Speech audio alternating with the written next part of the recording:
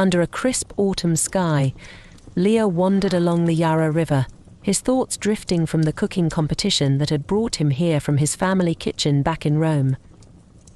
A 26-year-old chef with dreams of culinary mastery, he was drawn to the energy of this city, yet missed the comforts of home. Across the park, Amara, a 24-year-old artist from India, sat alone on a bench, her sketch pad resting on her knees. Melbourne had been her home for 2 years now, ever since she'd left her family to pursue her art degree. She was captivated by the city's colours, its blend of modern lines and historic details, and her heart was just as often torn between her own roots and the inspiration she found in the unfamiliar. Leo noticed her, absorbed in her work, dressed in a yellow scarf that caught the afternoon light. He didn't mean to interrupt, but he was drawn to the quiet focus she held, as if she were capturing the spirit of the city itself.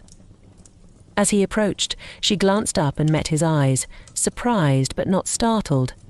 There was an unspoken understanding between them, each an outsider, each deeply attached to their origins, and yet both sharing this moment of stillness far from home.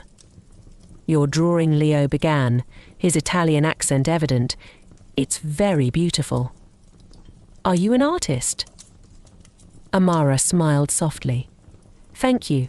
Yes, I am. Or trying to be," she replied, a slight blush colouring her cheeks. "And you?" "You sound like you're not from here." Leo laughed, charmed by her directness. "I'm Italian. Here for a cooking competition. I love to cook. Well, my whole family does. Food is everything back home." Their conversation flowed naturally, shifting from art and food to stories of their families and the longing for a place that could hold both their dreams and their pasts. Leo spoke of the olive groves and crowded tables of his childhood, and Amara shared memories of Diwali celebrations and the scents of spices that reminded her of home.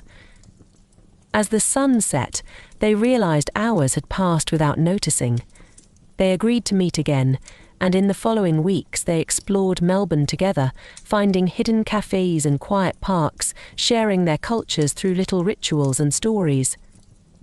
Leo cooked for her one evening, recreating his mother's pasta recipe, while Amara sketched him at work in the kitchen, her pencils capturing his passion. Yet, beneath their growing bond was a quiet tension, unspoken but ever present. Both knew their time in Melbourne was temporary. Amara's family wanted her to return home to take over the family business, and Leo's success in the competition could mean an immediate ticket back home. They avoided the topic, but each could feel the weight of the future pressing on them.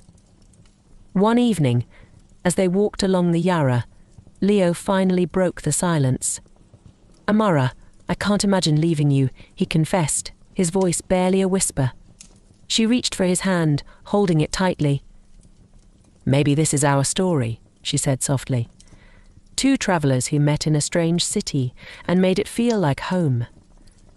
The night ended with a long embrace, and they promised that wherever life took them, they'd carry this season of connection with them. Their paths might diverge, but their hearts, each transformed by the other, would forever hold the memory of that autumn in Melbourne.